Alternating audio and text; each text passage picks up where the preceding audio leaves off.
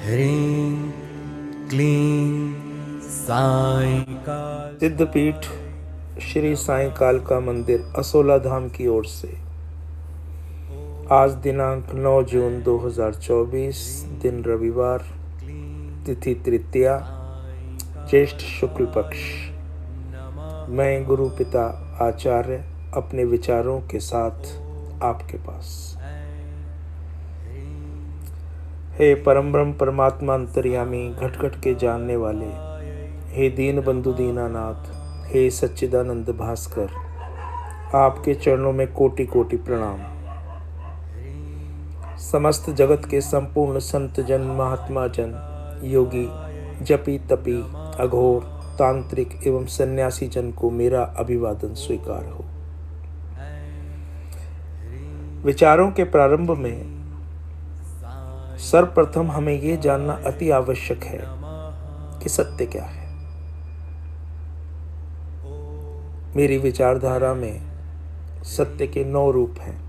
पहला, सर्वधर्मों में एक ईश्वर अंतिम सत्य है। दूसरा, ईश्वर द्वारा मानव जीवन सत्य है। तीसरा, जन्म के पश्चात मृत्यु सत्य है। चौथा, मानव की श्वासा में भावना सत्य है। पांचवा, भावना की अपेक्षा आत्मवाणी सत्य है। छठा, प्राणी का स्वयं पर अधिकार सत्य है। सातवां, ज्ञान तथा कर्म का समावेश सत्य है। आठवां, कर्म, धर्म, शर्म एवं मर्यादा का पालन सत्य है। और अंत में 9वां, ईश्वर रूपी अंतिम पड़ाव अर्थात मुक्ति मार्ग हेतु गुरु अंतिम सत्य है। गुरु और शिष्य के मध्य संबंध असीमित है। गुरु अर्थात सत्संग, सत्संग अर्थात सत एवं संग।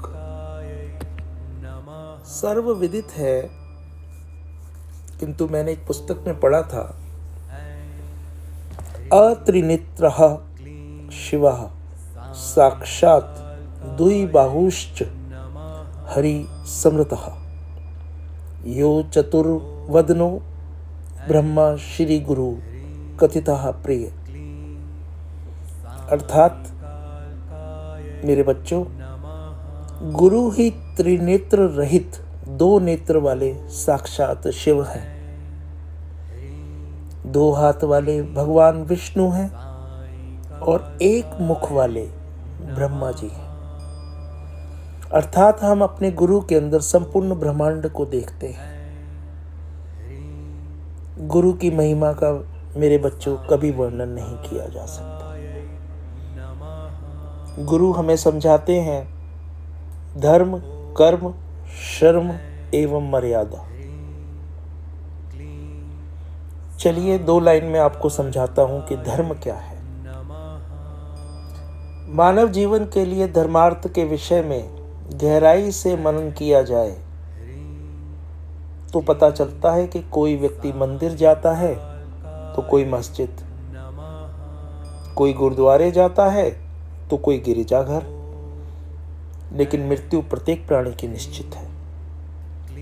इसलिए मानव के नाते मनुष्य को मनुष्य से घृणा नहीं करनी चाहिए। ये धर्म का आधार है,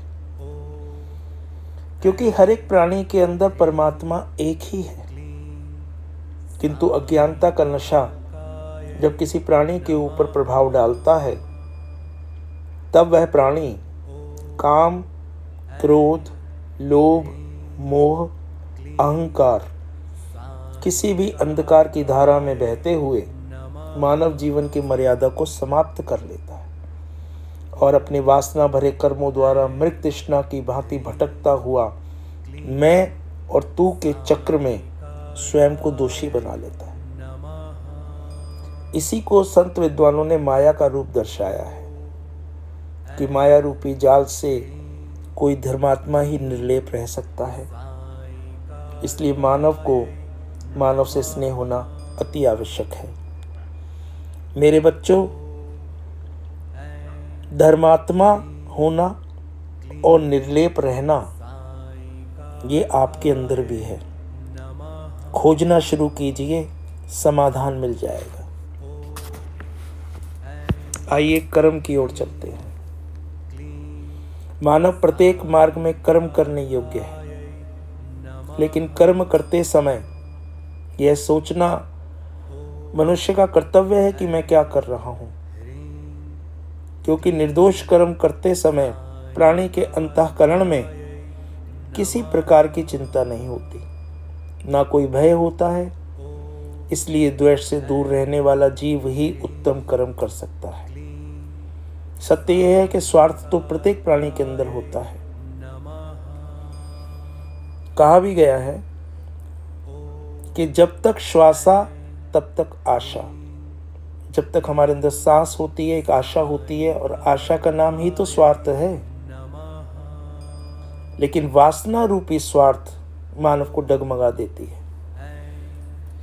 उसके हृदय में अनेक प्रकार की घबराहट उत्पन्न होती है, जिसके कारण मनुष्य अपने यथार्थ कर्तव्य के मार्ग से भटक जाता है और वासना रूपी अंधकार में फंसा हुआ प्राणी स्वयं को समझने में असमर्थ हो जाता है तथा प्रकृति के नियम को भी व्यर्थ मानता है। चाहे मार्ग कोई भी हो, मृतृष्णा में यह भी ज्ञात नहीं रहता कि मैं अर्थात मानव कर्म अर्थ रूप में कर रहा हूं या व्यर्थ रूप में कर रहा हूं। इसलिए मेरे बच्चों, कर्म करते समय स्वयं को पहचानने की कोशिश कीजिए, आपकी हार नहीं होगी। आइए शर्म की ओर बढ़ते हैं। तीसरा मुख्य आधार, मानव जन्म के पश्चात अमीर है या गरीब, और पढ़ा लिखा है या अनपढ़, शर्म अर्थात लज्जा प्रत्येक प्राणी को प्रिय है। इसलिए संयम नियम का पालन करते हुए मनुष्य शर्म की दृष्टि से जब अपना जीवन व्यतीत करता है, तब उस प्राणी के हृदय में लज्जा स्वयं ही निवास करती है, जिसके कारण मानव को मानव जन्म प्राप्त होने का स्वाभिमान हो जाता है कि मैं मानव हूं। लेकिन जिसके वासना रूपी हृदय में शर्म का निशान नहीं रहता, वह प्राणी समाज की दृष्टि में मानव जीवन का अधिकार पाने के योग्य नहीं होता, क्योंकि लज्जा मानव जीवन के उच्च मार्ग का सत्यार्थ मोड़ है, जिसके द्वारा यह ज्ञात होता है कि सन्मुख वाले प्राणी ने मुझे क्या कहा और मेरे साथ क्या किया। इसके विपरीत मैंने सन्मुख वाले प्राणी को क्या कहा और उसके साथ क्या किया। एक दूसरे के कहे हुए और किए हुए गुण अवगुण का पूर्ण ज्ञान हो जाता है कि कर्म और धर्म के साथ साथ शर्म किस मनुष्य के अंदर निवास करती है। आप सब बच्चों को सामने वाले व्यक्ति के अंदर कर्म और धर्म के साथ शर्म को पहचान पाना जरूर आना चाहिए। आइए कर्म धर्म शर्म जिनके ऊपर हमारा जीवन चलता है, आइए देखते हैं उसकी डोर कहाँ है। मेरे बच्चों, उसकी डोर होती है मर्यादा में। मानव धर्म रखते समय, कर्म करते समय और शर्म देखते समय कठोर परिश्रम तथा धैर्य के साथ साथ दूरंदेश बनते हुए जब आप अपना जीवन व्यतीत करते हैं, तब उस जीवन में स्वयं मर्यादा बन जाती है, क्योंकि सत्यार्थ जीवन में ज्ञान द्वारा धर्म कर्म शर्म तीनों मार्ग के यथार्थ आधार पर चलने वाले प्राणी का आदर्श जीवन माना जाता है, चाहे वह स्त्री है या पुरुष। कारण यह है कि दूरंदेश मानव ही साधारण प्राणियों को प्रत्येक मार्ग, चाहे राजनीति हो या धर्म नीति, समाज नीति हो या अर्थ नीति, कर्तव्य का पालन करने के लिए उपदेश कर सकता है। लेकिन जब मानव स्वयं ही अपने जीवन की राह से भटक रहा हो, तब वह प्राणी मानव जीवन के मर्यादा के विषय में दूसरों को क्या वर्णित करेगा। मेरे कहने का तात्पर्य यह है कि गीता हो या कुरान, ग्रंथ हो या बाइबल, कोई भी धर्म हो, कोई भी धार्मिक पुस्तक हो, कोई भी ज्ञान का आधार हो, मानव को मानव का विनाश नहीं करना चाहिए। मर्यादा में चलिए, क्योंकि परमात्मा एक ही है और जीवन मृत्यु के मध्य पर यही सत्य है। मेरे बच्चों, मर्यादित रहो, मर्यादा में चलो। मर्यादा पुरुषोत्तम राम थे। राम नहीं बन सकते, आधार तो बन सकते हैं एक मार्ग का, और आप सब में ये क्षमता है, मैं जानता हूं।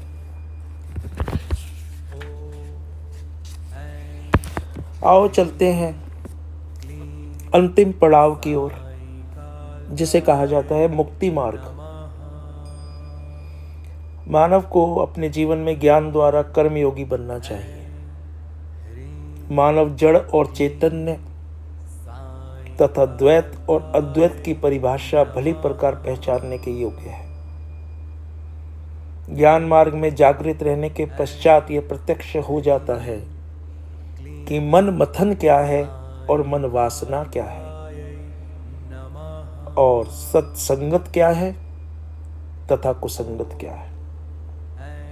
इसलिए प्रत्येक मानव का कर्तव्य बन जाता है कि अपने अंतःकरण की पवित्र भावना को समझने की चेष्टा करें, जिसके द्वारा पूर्ण ज्ञात होता है कि अहिंसा का मार्ग क्या है और हिंसा का मार्ग क्या है। मानव सत्संग और व्यवहार दोनों को दृष्टिकोण में रखता है, तब उसे धर्म नीति, राजनीति, समाज नीति, अर्थनीति, प्रत्येक प्रकार की नीति का भी ज्ञान होता है, और उसी समय निर्धारित होता है कि मानव मन, क्रम और वचन से कि मैं मानव हूं, मेरा भी कोई अधिकार है। इस सत्यार्थ को समझने के पश्चात मानव को स्वयं आत्मानंद का बोध होता है। यथार्थ ये है कि प्राणी के जीवन तथा मृत्यु के मध्य कोई होता है, जिसे मेरे बच्चों ब्रह्मांड कहते हैं। ब्रह्मांड अर्थात प्रकृति, प्रकृति अर्थात अदृश्यता, जिसको किसी ने देखा नहीं। हमें उसी को नमस्कार करना है, चाहे वो ईश्वर रूप में आए या ईश्वर द्वारा भेजे गए अपने दूत, जिसको हम गुरु कहते हैं, गुरु के रूप में आए। आधार बनाइए गुरु को, करिए स्मरण परम ब्रह्म परमात्मा का, क्योंकि यही मुक्ति मार्ग है। मेरे बच्चों, आज अपनी कथा का, अपने विचारों का, अपने प्रथम प्रवचन का जो आप तक पहुंच रहा है, उसका समापन करना चाहूँगा 4 लाइनों के साथ। एक फकीर ने कितनी खूबसूरत बात कही। आशा नहीं, भरोसा करता हूं कि आप उसको अपने जीवन में ढालेंगे। आप देखेंगे कि आपको अपनी मुश्किलों का हल होता हुआ नजर आएगा। फकीर ने कहा कि बरगद का पेड़, शीशम का पेड़, नीम का पेड़, बड़े बड़े वृक्ष, इंसान स्वयं को समझता है कि मैं बहुत बड़ा हूं, लेकिन जब आंधी तूफान आते हैं ना, तो ऐसे वृक्ष जड़ से उखड़ जाते हैं। मेरे बच्चों, स्वयं को बांस का पेड़ बनाओ, एकदम पतला, मजबूत। बड़े बड़े तूफानों में धरती को तो चूमता है, लेकिन उखड़ता नहीं। मेरे बच्चों, डटकर सामना करता है तूफानों का। खमे आसमां का नजारा करो, खमे आसमां का नजारा करो, जमाने में झुक झुक कर गुजारा करो। तनाव और दरख्तों को आंधी गिराए, मगर बांस झुककर भी खुद को बचाए। झुकेगा वही जिसमें कुछ जान है, अकड़ तो खास मुर्दे की पहचान है। मेरे बच्चों, आप मुर्दे नहीं हो, आप एक शक्ति हो, आप एक आधार हो। चलो चले साई कालका की राह पर। परमात्मा सबको सुखी करे। कथा अनंत होती है, इसका कोई अंत नहीं होता है। फिर मिलेंगे किसी दिन, किसी रोज। ईश्वर आप सबको लंबी आयु प्रदान करे। नमः।